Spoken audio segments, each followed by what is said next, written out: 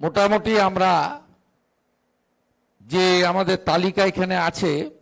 উড়িষ্যার 3 জন বাসিন্দা এবং বাকি পশ্চিমবঙ্গের বাসিন্দা, মূলত পূর্ব মেদিনীপুরেরই বেশি। এর বাইরেও আমাদের হাওড়া জেলার 1 জন এবং নদিয়া জেলার 2 জন এরা ক্ষতিগ্রস্ত হয়েছেন। আমরা রাজ্য সরকারের পক্ষ থেকে এই ধরনের মৃত্যুর ক্ষেত্রে অর্থ কোনো ক্ষতিপূরণ হয় না, অর্থ দিয়ে কখনো ক্ষতিপূরণের পরিমাপ হয় না, কিন্তু একটা সরকার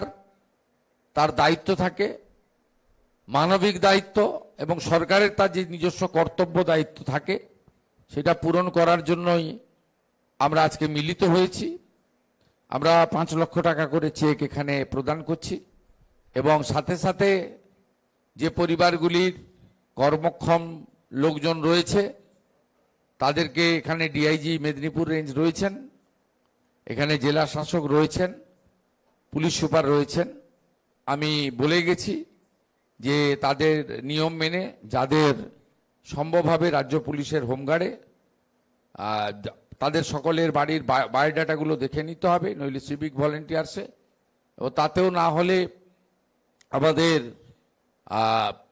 ভিআরপি সহ অন্যভাবে এসডিও আছেন, বিডিও আছেন, তারা দেখে নেবেন যাতে হয়।